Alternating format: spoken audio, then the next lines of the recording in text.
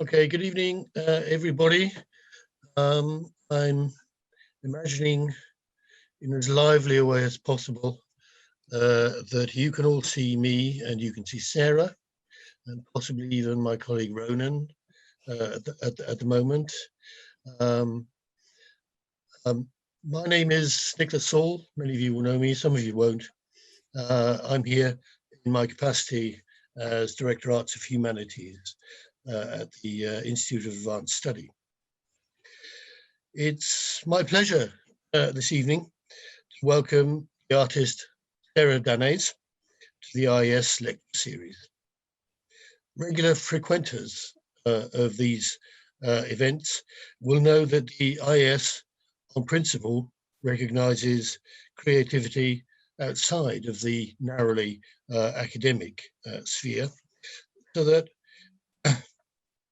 we have at least one artist fellow each session. In this case, in collaboration with the Durham Centre for Visual Arts and Culture.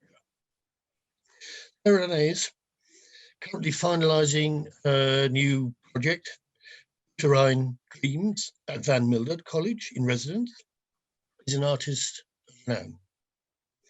Having pursued a varied and distinguished career of study, Camberwell College of Art, Goldsmiths, and the City and Guilds, no less, he is a learned creator.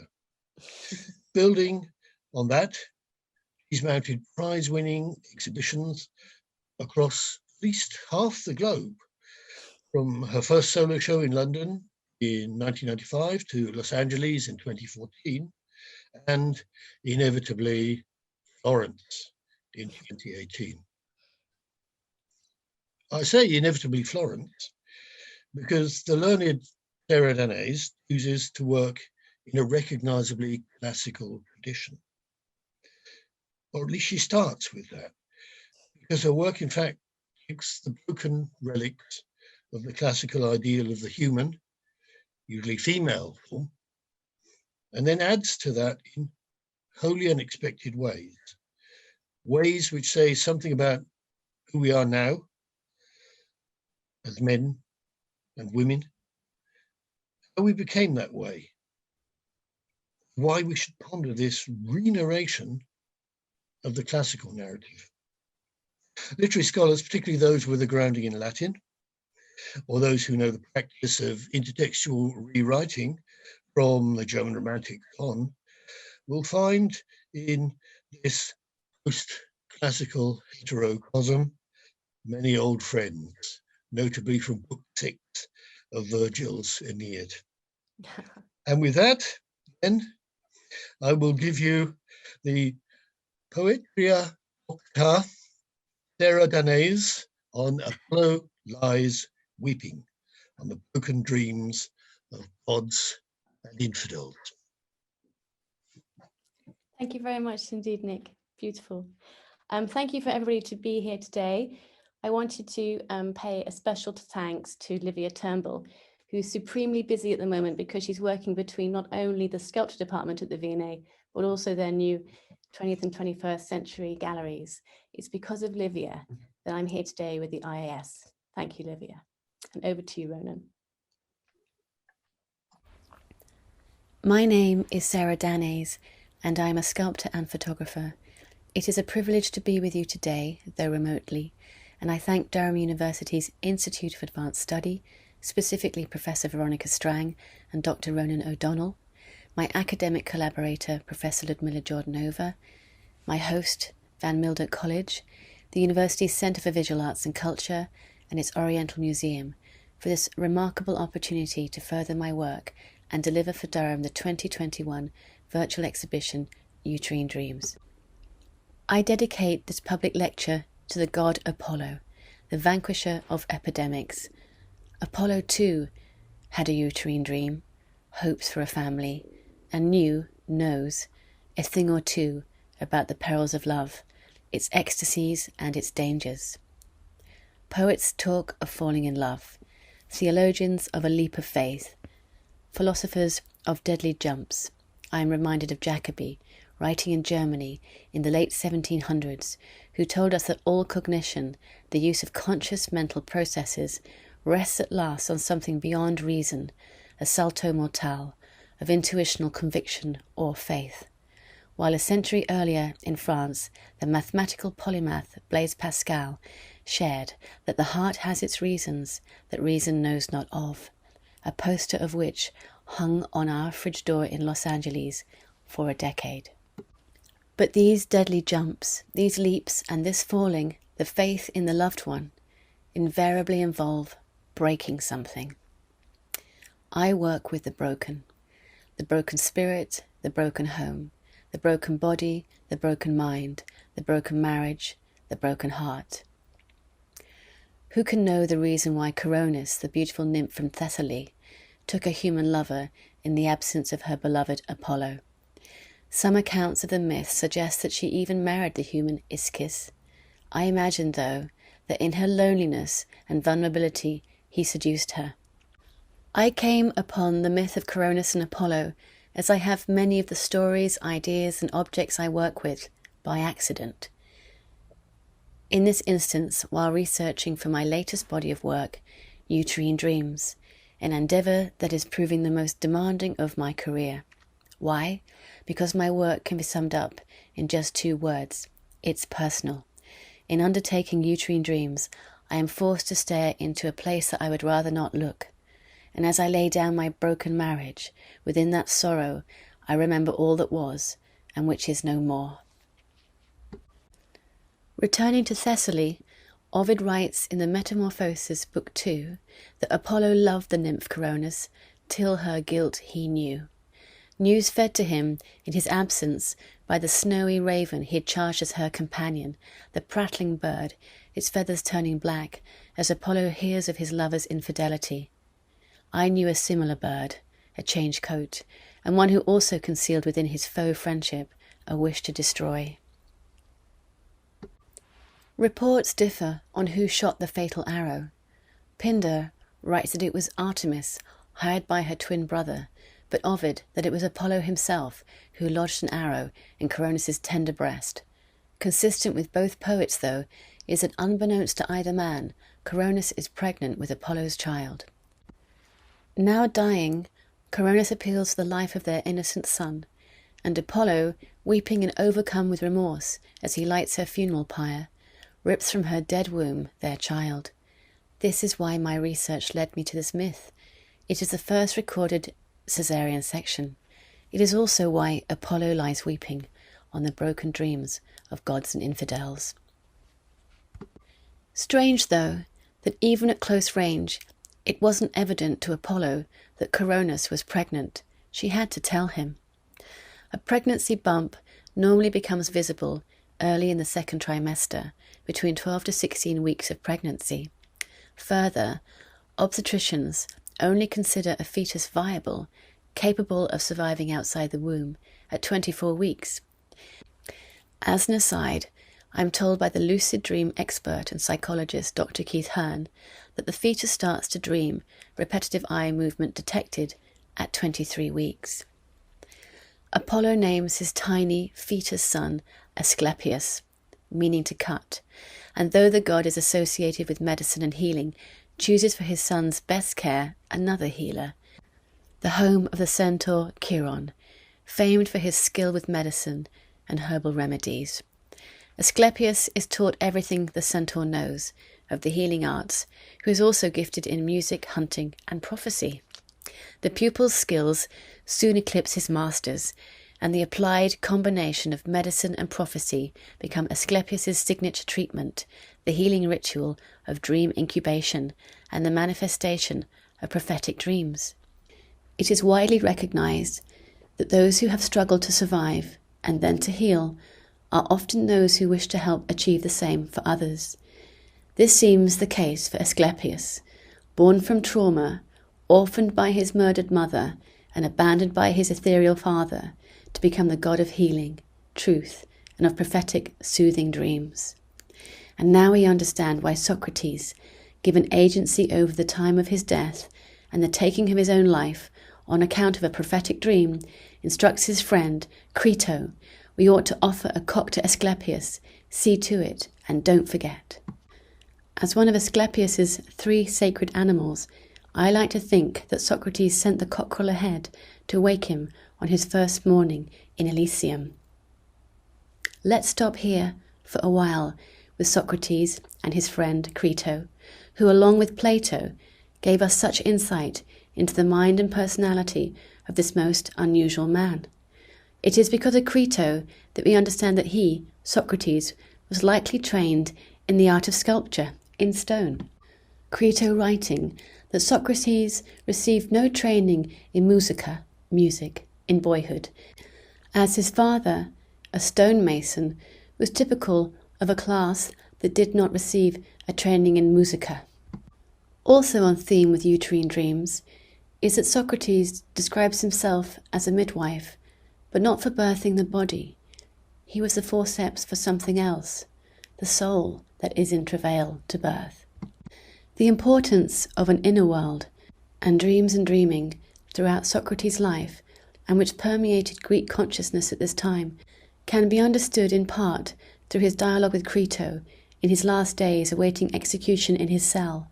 We learn that a first dream had informed him, Socrates, of when to die by his own poison, hemlock, and from a second, how to employ his last hours until that time.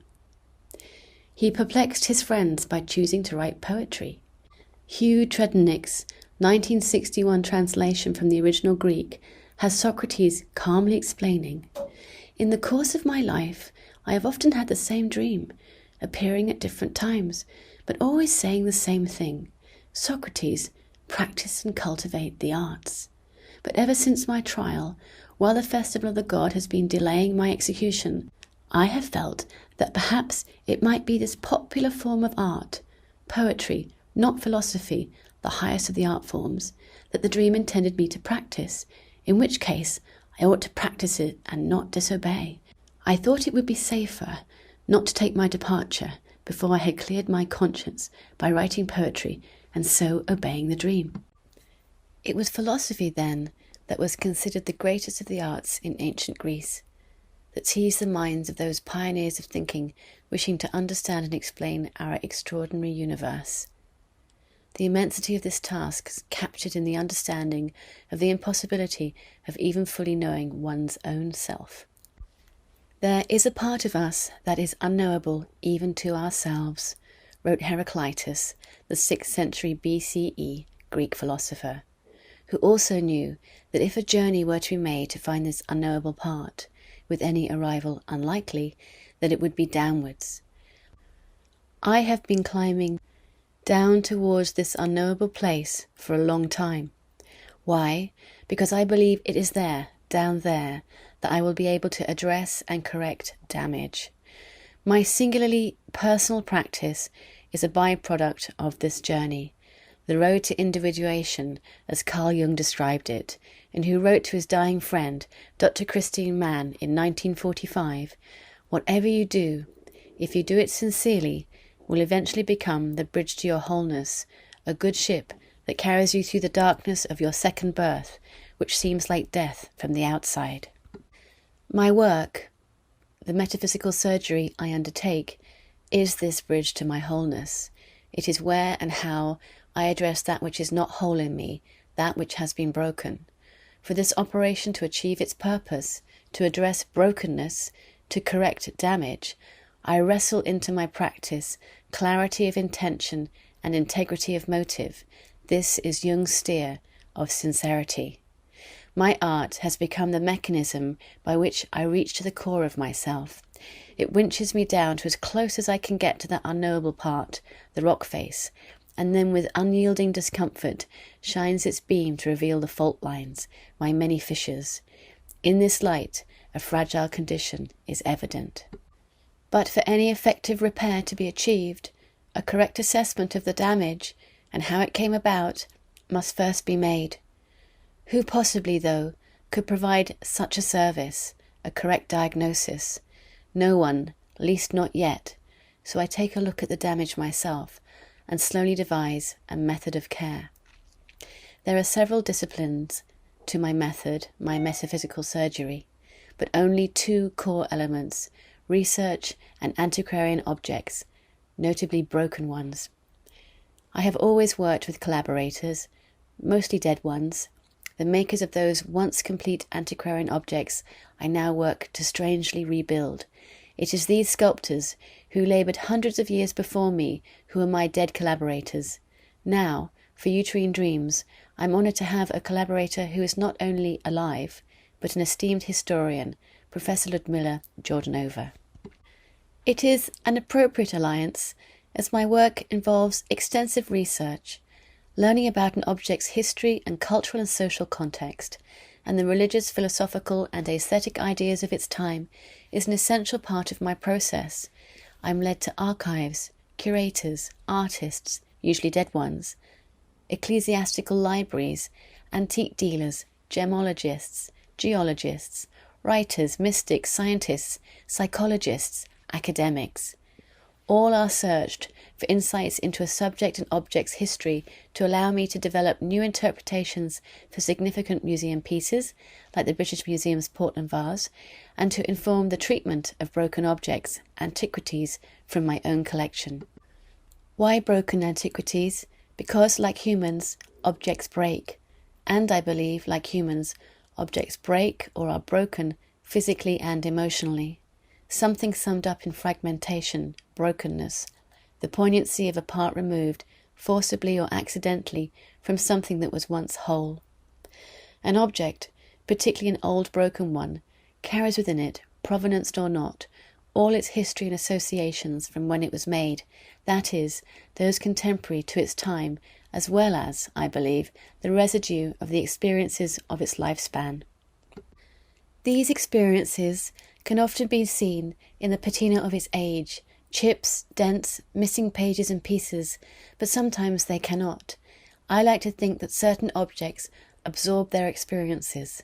What might make one object more absorbent, give it more resonance or connection with a human than another? Perhaps it is the amount of concentrated attention an object receives, a build-up of devotion that has seeped in, or in the intent of how it was made. Professor Jordanova, in the introduction of The Look of the Past, 2013, writes that historians who use artifacts engage with the people who made, handled, trade, and use them. It is through such agents that images and objects have active lives, acquire power, and are esteemed. It seems that myths around making are as old as human societies, which suggests something of the significance of this activity, especially when the results are highly valued, rare, symbolically dense, or endowed with extraordinary powers. In sympathy with my own profession, Jordanova considers the story of the sculptor Pygmalion, told in Ovid's Metamorphosis, a case in point. He, Pygmalion, made a statue of a woman so beautiful that he fell in love with her, and Venus, the goddess of love, granted his wish that the woman come to life. This ivory statue, whose flesh form we understand was also given the name Galatea, is significant for me. Significant for this reason: the uncomfortable vacillation, the layering in my mind that the story prompts, thoughts of embodiment, objectification, and male desire, themes I addressed face on in my work 2 decades ago, versus the hope of love the tale promises, however flawed the arrangement. But the filling for this complex sandwich surely is Pygmalion himself, who in the carving of Galatea perhaps demonstrates the ultimate transference neurosis, the ultimate investment in an object. Isn't it this investment, when accorded to a person, faith in the loved one, that we call romantic love? What a gamble. Since 2007, I've been carving solely with hand tools, not ivory but metamorphic marble and sedimentary alabaster, and similarly transferring my affections to small statues. I mentioned earlier my dead collaborators, the makers of these small statues, and who I today publicly acknowledge. Thank you. It has been a privilege working with you all. Such thanks is fitting, as I have 3 rather tough requirements for any artist wishing to collaborate with me. You have to be dead, your work anonymous, and it has to come to me already broken or in fragment. Ouch. For several decades, I've been searching out old things, old objects, fragments of statues, ever since my curate father gave me a £5 note to spend at that year's missionary sale. This was more than 25% of his weekly wage, a family of 4 living on £16 a week, so the pressure to spend it well, to find something good, was considerable. Obviously, before leaving the house, I had to listen again to the parable of the talents, with particular emphasis given to the tasks set out for those 3 servants. Broken things cost less than perfect things, and old things, least at this sale, cost less than new things. I learnt at the age of 6, so I bought good quality, in my infant opinion, broken old things. Life wasn't happy at home. In this I am reminded of Jung, also the unhappy child of a poor pastor. The insidious effects of violence in this place, the place most associated with nurture and safety, have since permeated every area of my life. These precious things, then, became my friends, as we silently shared and held my secret. In their shameless, unconcealed brokenness, particularly the tiny statues, little broken bodies, usually Jesus's, I found companions willing to absorb those internalized feelings within myself. I can still see the field behind the church, full with white-topped tables and animated parishioners, and in my mind's eye, as I move closer to the pious bric-a-brac, I feel again that first rush of adrenaline. I remain attracted to broken sacred objects, preferably fragmented body parts, and particularly hands, as, in concealing violence, my own safety exchanged for the reputation and safety of others, I constructed a language, through my sculpture and its photography, that allowed me to express myself through the silent language of gesture. It may take me several years to find the right object, from the right person, in the right set of circumstances, to combine with a traumatized object. These are the ones that give me the same sensation I felt when rescuing those legless, crippled saints from missionary sales. Tara was my first Los Angeles patient, who I rebuilt in 2011. The piece is named after the female bodhisattva known as the Mother of Liberation for her compassion and action. To the Buddhist viewer, her mudra, a symbolic gesture performed with the hands and fingers, is the ritual posture of Vitakka, the fingers extended and the tips of the thumb and index finger touching. It signifies the discussion and transmission of teachings, the relaying of important information, often without the use of words. The arm's provenance reads that it came from a life-size bronze gilt statue forged in 17th century Tibet. During the Cultural Revolution, she was knocked down by Red Guard troops, her body dismembered under caterpillar tracks. 2 arms were rescued. This is one of them. When I came to carve an appendage to dam up the trauma Tara's severed arm had experienced, I chose a small, rare piece of agate alabaster for her metaphysical surgery. Alabaster is low on the Mohs scale of hardness, 1.5 to 2 with diamond at 10. It is a stone so gentle that it grazes into powder, dissolves in water, disintegrates when heated, and breaks easily along its many fissures. Fragile, powdery, porous, with a propensity for bruising, the nature of this stone is in rhythm with the broken objects I apply it to. The nurturing associations, history, and biblical personality of alabaster, as well as its geological makeup, are all in rhythm with my work, especially as the fragility and sensitivities of this complex material have a kinship with skin, something I believe medieval sculptors in particular understood. Just as skin, when grazed, forms a healing scab, alabaster oxidizes when exposed to the air. Each new, freshly carved surface is soft, vulnerable, until it grows its patina, its scab. Because of this, and also appreciating its association with Mary Magdalene, I work it with the utmost respect. To explain this association, Magdalene's breaking of the alabaster jar to anoint Jesus before his crucifixion is one of only 4 events recorded across all 4 Gospels. In the Hellenized Palestine of the time, wealthy women, which Mary was, were known to wear small vials of alabaster around their necks, containing costly spikenard oil, which on the death of their husband would be broken to anoint the deceased, and the alabastron buried with them. Mary's act at Bethany, in its emotional intensity and the quantity of spikenard, an amount worth a year's salary, not only prepared Jesus for the crucifixion and his burial, but indicated him to be her husband. 6 days later, Christ's body was temporarily buried in a chamber hewn from rock, while much later, Magdalene's body is purported to have been lain first in an alabaster tomb. This is interesting because Christopher Cavey, my consultant gemologist and precious metals expert of many decades, informs me that the enlightened ancient alchemists, knowing the stone's capacity to hold water within its structure, understood it, alabaster, to carry the soothing metaphysical properties of water. In this, alabaster was deemed capable of absorbing emotion and offering peace to troubled hearts and minds, the two places we most readily associate with emotional disturbance. Marble may be the more enduring tomb, but alabaster a more certain place to rest in peace. Tara and Stigmata, 2013, both demonstrate the eclectic mix of subjects, objects, ideas and materials that come together in my studio where I undertake my surgery.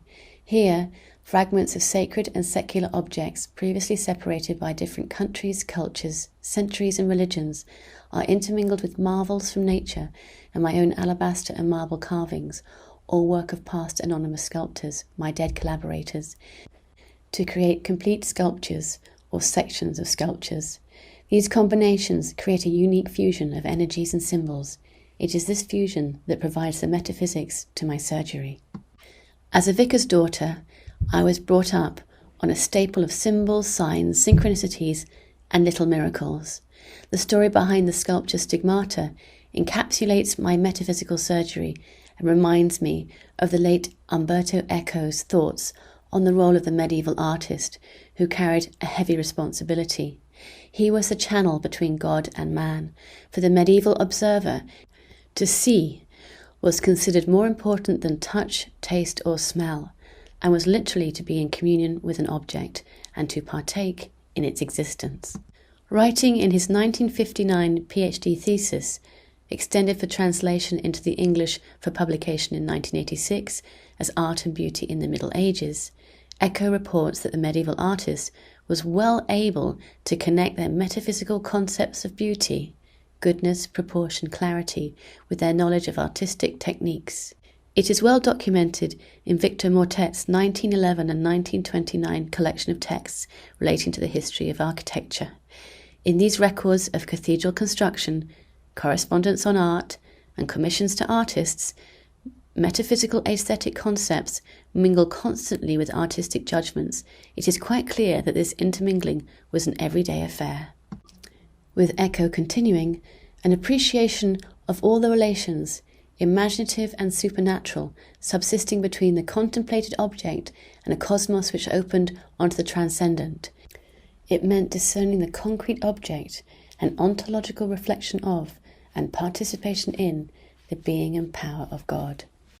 Stigmata, the photographic triptych, was created in 2009, but the sculpture, here in my LA studio, was not completed until 2013.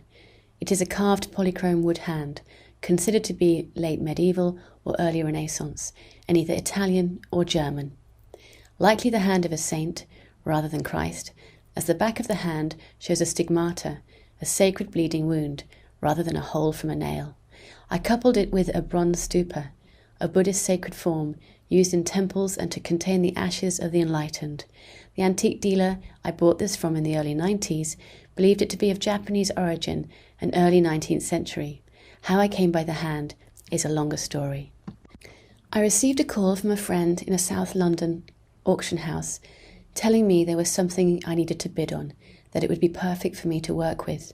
It was 2007 and I was at Art Basel, so I left a telephone bid, which proved not to be enough. Disobeying house rules, I was given the number of the winning bidder. The new owner and I met a few weeks later in London, where he unwrapped the hand. On seeing it, I felt an intense constricting of my stomach and a wave of nausea. I could not buy this piece after all, I explained. It was amazing, but deeply disturbing, and didn't feel right. but we kept on talking, and in the end I left with a hand, which was to live with me for a few months so I could reconsider its purchase. The hand came home with me, but was not a happy companion, wherever I put him in the house. Several months later, I relented and bought the hand, which unexpectedly moved with me to Los Angeles in 2009.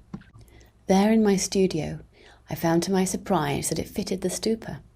A little loose, I carved an alabaster shim to wedge the two objects together, and they were finally exhibited as a single sculpture in 2013. At the show's opening, there was someone very determined to speak with me. It turned out to be Jennifer Schaffer, a celebrated LA psychic who works with the FBI to locate missing children. She eagerly told me that the person who had carved the hand had died under brutal, agonizing circumstances, impaled in the stomach, but that now his spirit was at peace. The parallels between my process, my metaphysical surgery, and the ways in which psychotherapists work with their patients are suggestive. The research I refer to into an object's past to better inform my approach to its repair are similar to that of a therapist. As I endeavour to make whole a broken object, so I address my own repair and the work it requires. The 20th century American psychologist Carl Rogers, whose work championed Jung's, developed the person-centered approach. It is in the knowledge of the patient, through a nurturing process of inquiry, with the choice and empathetic sharing of a therapist's own personal experience, that a stronger bond of repair is formed, a technique pioneered by Rogers. It was through the hard work of a specialist PTSD therapist that I was able to navigate a way of rebuilding my own life, continue to work as an artist, and deliver Uterine Dreams for Durham. As Nikki, my therapist at Rubicon Cares, the Kent charity which supports individuals affected by crime and trauma, put it, the relationship is the therapy. Though not an exact parallel, the sculptures I make and their photographic counterparts are metaphors for this therapeutic relationship, in combining the human, fragmented sculpted body parts with the non-human, corals, gems, bluebirds. I aim to make entities that are altogether new and whole. The internal, invisible journey I take for my objects and for myself is analogous of that of the vagus nerve, which in women travels from the brain to the heart and down to the uterus, connecting up the mind-body orgasm in women and in men, influencing their sexual arousal. Pertinent to my surgery is the understanding of the significance of this nerve in emotional regulation and the treatment of intransigent, treatment-resistant depression. Since 2009, surgeons have been able to fit a pacemaker-like device in the chest, internally linking it to the vagus nerve in the neck, a device which sends pulses of electricity into the nerve, which transmits them to the brain.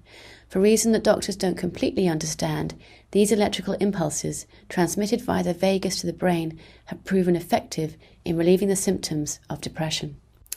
It is interesting to note that the vagus nerve has also been called the wandering nerve, and in this knowledge I return again to Asclepius and the methods of care he advanced, his baton handed on to Hippocrates, Galen, and the many other Greek and Roman physicians originally trained as priest-healers at the temples of Asclepius, writes Kelly Bulkley in his 2008 Dreaming in the World's Religions. These temples, the first hospitals, were scattered across Greece, which, by classical times, had reached 300 in number. From these beginnings, this evolution in medical practices, many other methods of care were developed. One of particular pertinence today, the peculiar care of a womb.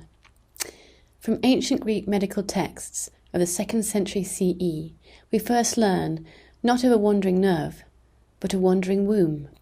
The physician Artinaeus, in counter to his contemporaries Galen and Cyrannus, believed that a womb could move out of place and float within the body.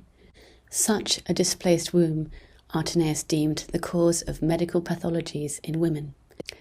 Luckily, though, a displaced womb could be steered back into position by the use of sweet fragrances and foul-smelling odours. In resistance to this, Cyrannus wrote a description labelling such ideas as hysterical suffocation, suffocation arising in the uterus, After which, hysteria became decidedly connected to a wandering womb and very much positioned in the uterus. And even Galen, the physician who came to have ultimate gravitas in medieval and Renaissance Europe, could not divest this belief. And though the wandering was to stop, a static uterus accepted, the treatment of hysteria continued with alarming and invasive procedures used to correct it, shamed later by Sigmund Freud's talking therapy, psychoanalysis, to bring the subconscious mind into consciousness. It was Giordanova's sexual visions, images of gender in science and medicine between the 18th and 20th centuries of 1989 that first introduced me to the Scottish anatomist and obstetrician William Hunter, my most recent and rather discomforting dead collaborator, not least because he only meets 2 of my 3 criteria. For Uterine Dreams, the anatomical pregnancies engraved in Hunter's 1774 gravid uterus, 11 cast legless and life-size in plaster, will be re-examined as I remember my own body's inability to hold a pregnancy and the anguish and grief, absence and loss, emptiness, in this part of my body, the womb, that has been deemed central to womanhood. 3 of Jan van Riemsdyk's engravings of Hunter's anatomical abortions, miscarriages, and full-term pregnancies will be understood first as terracotta maquettes and then carved life-size to my own approximate scale in the round in alabaster. Alabaster being, for reasons you now appreciate, the correct, soothing material from which to carve the contents of any amniotic sac. These sculptures I offer as a pitifully small memorial to the 35 to 40 women Hunter captured in his pages who were cut, anonymously engraved, and then forgotten. If any of their remains, bones, survive, then all but 4 lie in unnamed, unknown graves. Meanwhile, Hunter's sacred memorial stone rests in St. James's Piccadilly, London, and conspicuously remembers him celebrated as a physician and physiologist. In An Intimate Distance, Women, Artists and the Body, Rosemary Betterton in 1996 observes that childbearing and childlessness are intimately connected with a sense of identity and self-worth for women, as in my case has also been marriage and divorce, the broken marriage. She continues, for many women indeed, the experiences of infertility and its treatment are still too close, both emotionally and in time, to make work about. Motherhood, in all its diverse and contradictory forms, has been explored by feminist artists, but the experience of infertility and childlessness have not been similarly explored, nor validated as a subject for art. Indeed, the absence of visual representation points to a more general silence on the subject. I labour to create Uterine Dreams, to break in some way this general silence on the subject, just as since 2007 I have resisted silence on the subject of domestic violence and coercion. My work, The Journey Towards Wholeness, has also acted as a code for me, allowing me to make objects and images that address difficult subjects with stealth and subtlety, the acceptable face of the unacceptable. Tourniquet, 2007, shows a single left arm, separated in time by an act of violation, the first positioned in defence of an imminent blow, the second after it. It symbolises violence, specifically to a woman. Coronis could not defend herself against Apollo's fatal arrow, and this for me is the connecting vagus nerve which runs between Coronis, William Hunter's suspected abductees, and what is expressed in my own work. It is that of body ownership, abuses of power, coercion, violence. Livia Turnbull, curator in the V&A sculpture department, correctly notes that my practice isn't about making the viewer uncomfortable, rather it is about examining violence, the fragments that remain or do not, and reforming them. My sculptures, in their stillness, speak not only of damage and loss, physical, emotional and psychological, but also of rebuilding through their conspicuous repair and new associations. The new association for the title piece of Uterine Dreams is a piece of branch coral, which had previously been mounted on a brooch by a Victorian jeweller. coral significantly and specifically chosen for its protective symbolism. Coral, particularly branch coral, has had powerful and complex associations since the time of Ovid, who wrote of the Medusa's severed head turning the plants onto which it fell into coral. Alchemists have linked it to blood because of its colour, while its ability to live underwater and on land led it to be used in the 1700s as both a powdered medicinal treatment for sleeping problems and in its entirety as a spiritual talisman to wear in bed, protecting its wearer from supernatural attack and accompanying the sleeper as they pass from the waking world into the world of sleep. Unsurprisingly then, from the 17th century, coral became England's most effective infant soother, its associations with fertility and childbirth dating back to ancient Rome, and of spiritual protection in Christian iconography from Renaissance Europe. In carving the exhibition's title piece, Uterine Dreams, I break my and the larger general silence on infertility, and as I work to complete the 18 centimetre high alabaster truncated female torso, its lower legs broken off, I remember the choices made for me by another.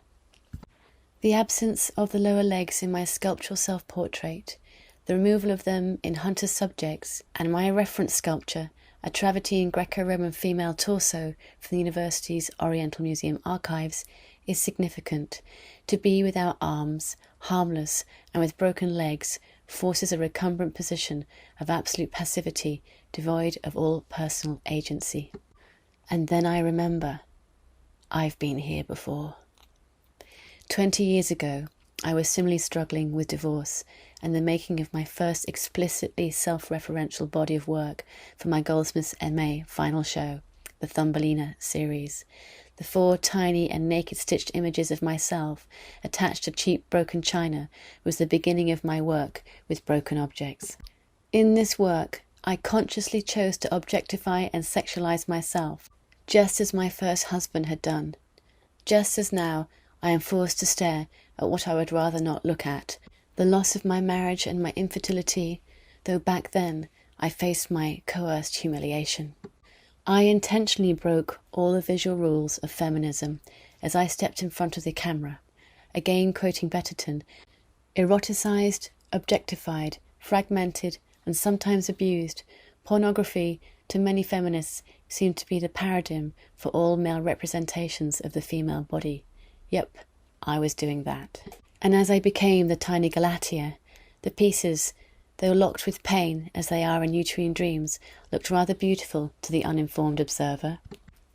This was the time that my work fully broke through from 2 dimensions into 3, as I developed ideas around sculpture, whatever its form, being a closer reflection of reality compared to 2-dimensional work, which could only mimic life as it squeezed and flattened a 3-dimensional world into a 2-dimensional plane. Photography now became, for me, the mediator between sculpture and painting. 10 years before, in 1990, I'd started my fine art training at Camberwell as a painter, but on reading Rosica Parker's The Subversive Stitch, 1984, I exchanged my brush for a needle. I still treat material as metaphor, knowing that each material has its own language and layers of associated meaning. In my then use of stitch, of textile, soft sculpture, so much didn't need to be explained, as embedded within it was an essentially feminine sensibility, silently expressive of the experience of womanhood. It proved the perfect medium to describe my Thumbelina body and the subject matter of that period. But by 2007, I had exchanged these needles for masonry hand tools and my fabric for stone. This move from soft sculpture to resistant material was an important personal development, and one which was to entirely change the nature of my work. Sculpture and its photographic documentation now formally came together, dovetailing as a cohesive fine art practice. The difficulty of photographing sculpture is well known. The disparity between a 3-dimensional form and a 2-dimensional image is an enduring and complex problem. The parallax observed as the spectator moves across and or around the work is lost. I choose my objects and carve with my photographic eye, always looking at the enclosing outline, the one that will explain form and volume. When I come to meticulously photograph my sculptural work, I use a 16-shot process, which captures each of the 4 colours, red, green, blue and black, 4 times, a quarter of a pixel at a time. A standard 4-shot process captures these colours at just 1 pixel per colour. This process allows me to capture visual information in the minutest detail, to build images with jewel-like painterly colours, a definition of form that does not suffer a breakdown of pixelation even when much enlarged, and a subtlety of depth and shadow that wholly describes, captures, volume.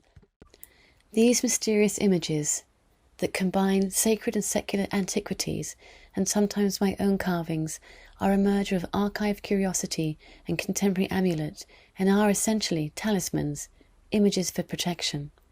In some cases, the object captured exists in its entirety. In others, it does not. Since 2007, I have called these sculptures that only exist in their entirety as photographs, fictional objects. In so doing, I embrace the ideas of Baudrillard's simulacra and simulation, where physical objects and actual experience are exchanged for representation and voyeurism, with the real thing swapped for secondary visual stimulus or assumed experience. It is no longer of consequence whether the original exists, as our relationship is only with its copy. These copies, a sculpture's photographic counterpart, called this because sometimes the sculpture differs from its photograph, are a growing portfolio of limited edition chromogenic prints.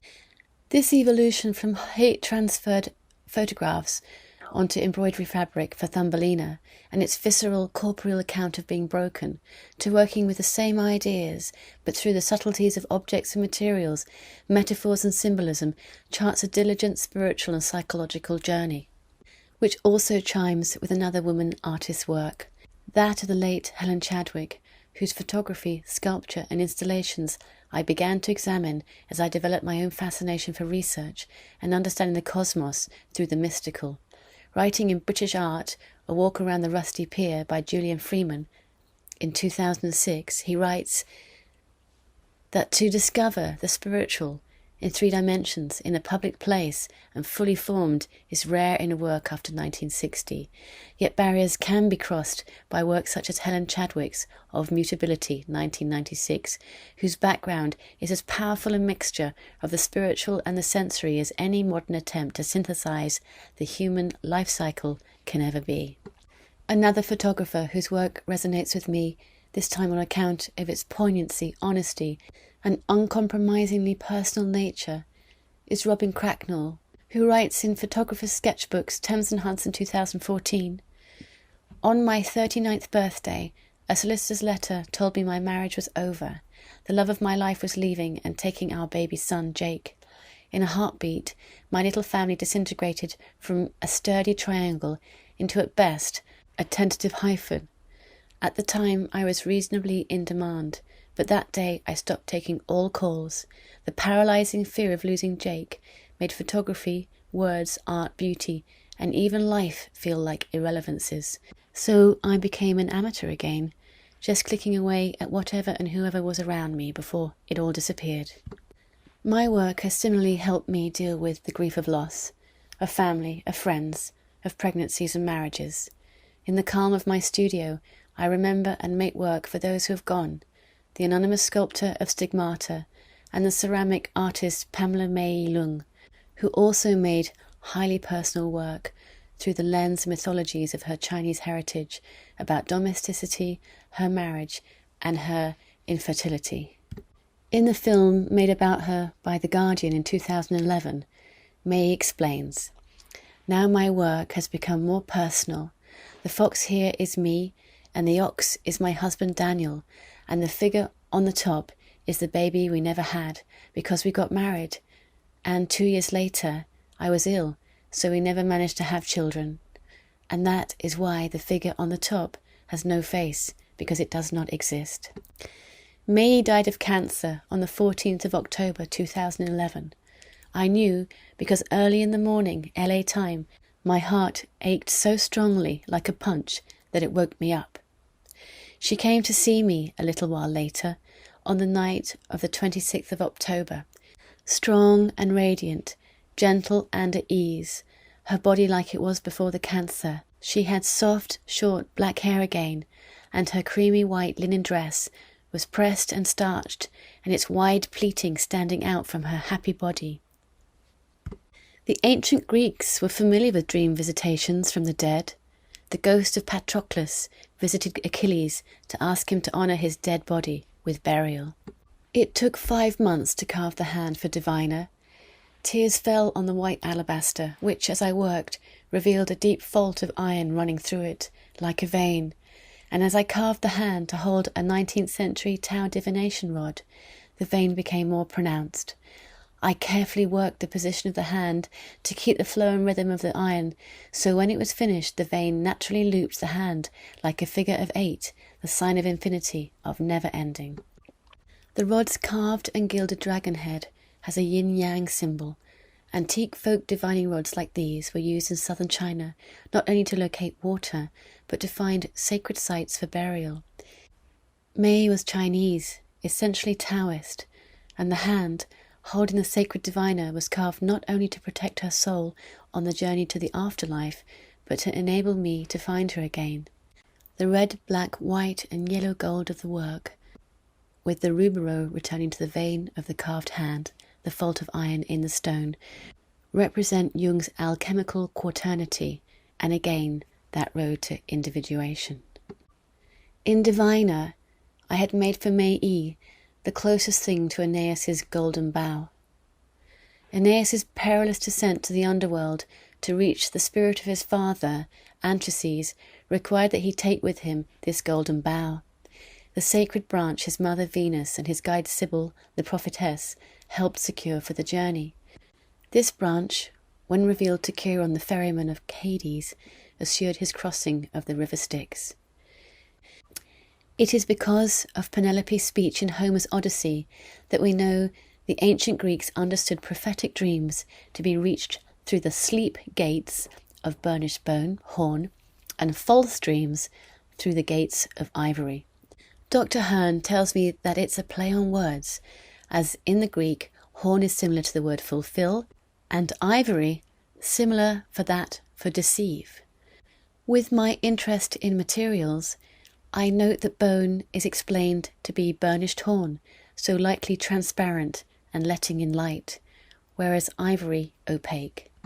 The golden bough is widely considered to be mistletoe, the word mistletoe related to the Latin name of our friend Asclepius, which also means what is hanging from the edible oak, or esculent, good to be eaten. Assuming then that Asclepius made potions from it to encourage prophetic dreaming, this must have meaning for Aeneas crossing over to the dead lands. Is he perhaps asleep? Meaningful also is the choice of companion, an oracle compelled only to know and speak the truth.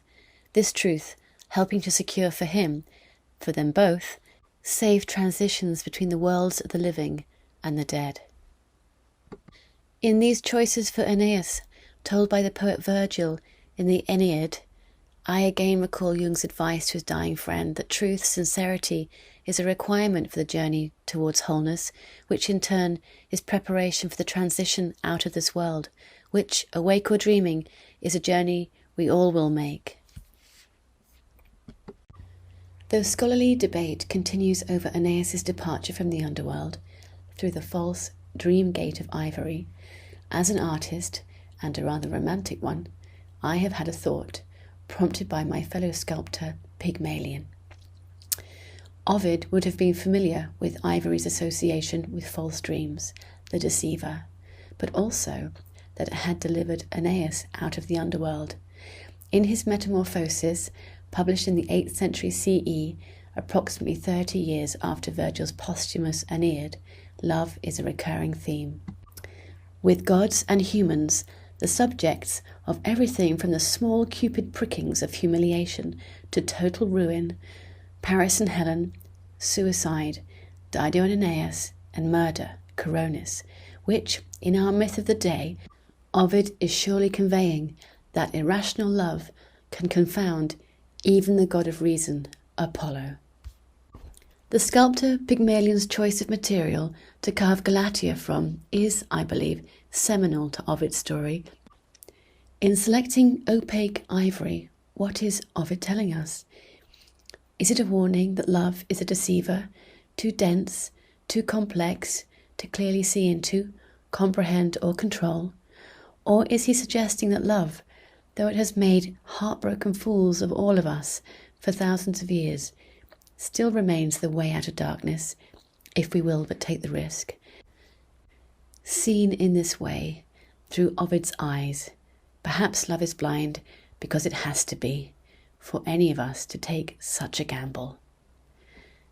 And so I finish, though before I leave, I have a message for Apollo, who you will remember I dedicated this lecture to, and I whisper, get up, dear Apollo, and wipe away your tears.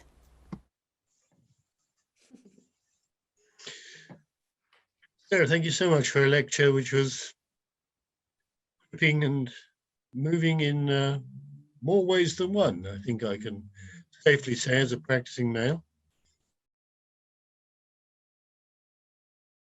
We will have 10 minutes or so for a discussion. Sarah's kindly agreed to answer some questions, to respond to comments. And our preferred way of doing this, what you should find at the bottom of your screen is a Q&A, question and answer button. And if you would kindly write your queries into that Q&A list, then I'll read them out in strict sequential order until our time is up. This is from Scott Bronstein, and he says, Sarah, thank you so much for your insightful and moving lecture. When did you first discover your incredible talent for sculpture? It was completely accidental, actually, Scott. And when I was making those stitched images of myself, which I attached to those broken objects, I started working with ceramic and clay to make those bulky bits that I then did my upholstered stitch around. And I found I really enjoyed it.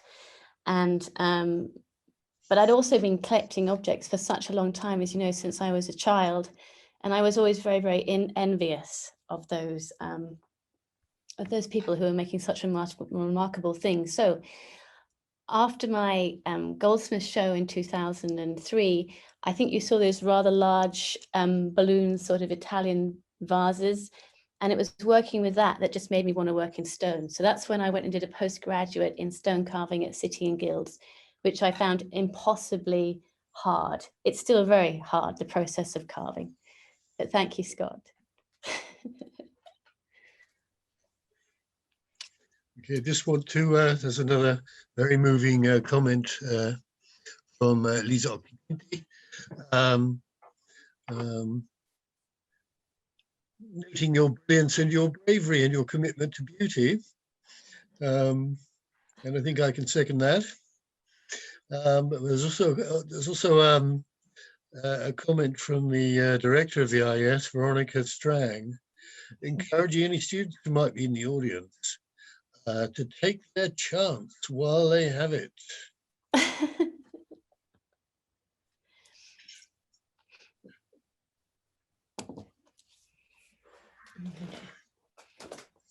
While they're thinking about it, Sarah, we need to use your valuable time. And here's one from yours truly.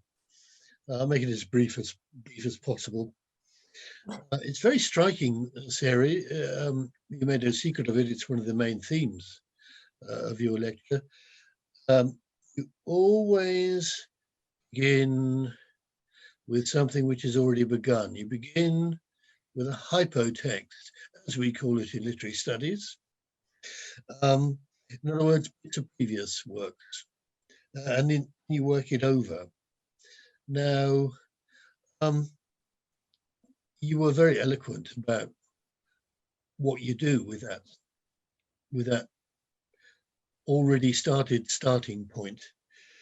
I wonder whether you care to comment on the question whether any art can be original.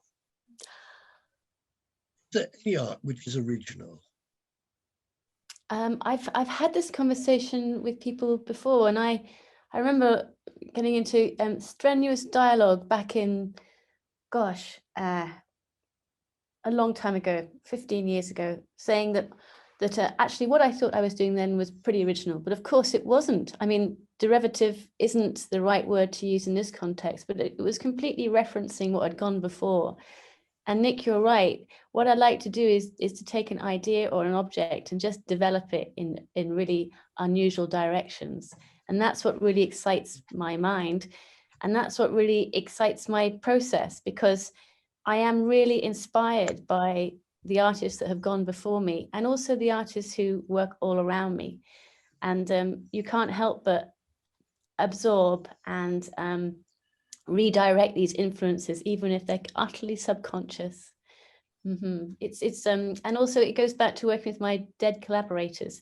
My work is really referential, and it acknowledges this evolution of what continues. Mm-hmm. Okay, yes, I like the term evolution. Here's another question then, Sarah, for you. Lots of compliments for you, but I found another question slightly lower down. It's from Ella Mackenzie, I think, if I can read that in microscript on the screen. Thank you for your talk, Sarah. Do you think the tangible act of sculpture, as opposed to a medium such as painting or drawing,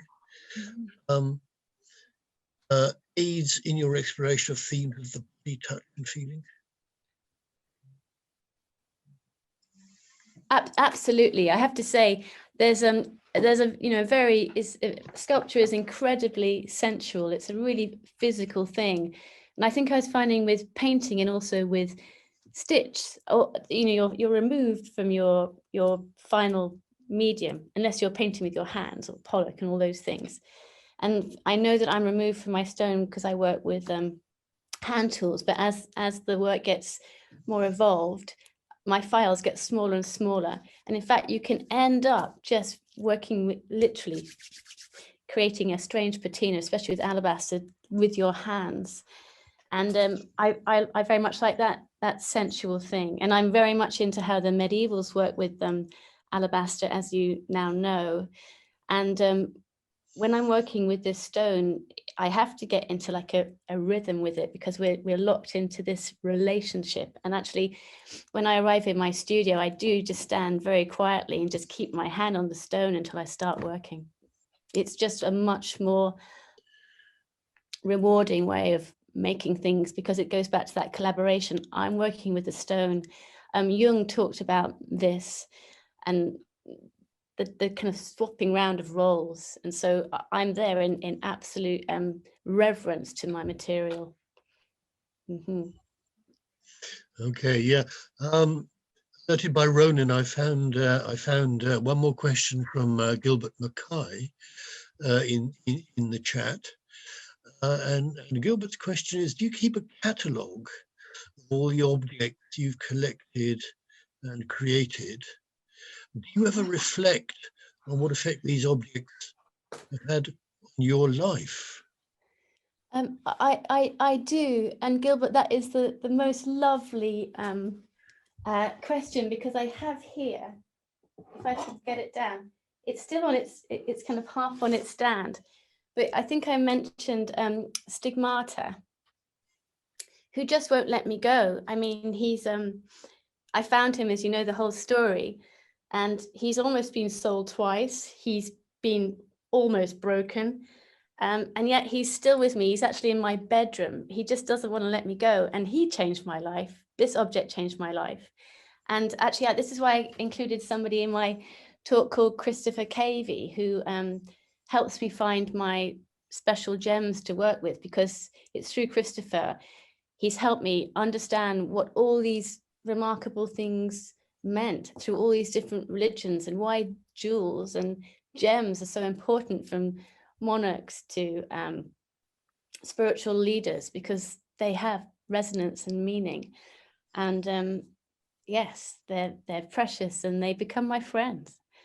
And it's hard to sell my work as a result. Maybe that's why I started making photographs of them. I get very attached. Okay, we still have a little bit of time. Sarah, are you still feeling Yes, great.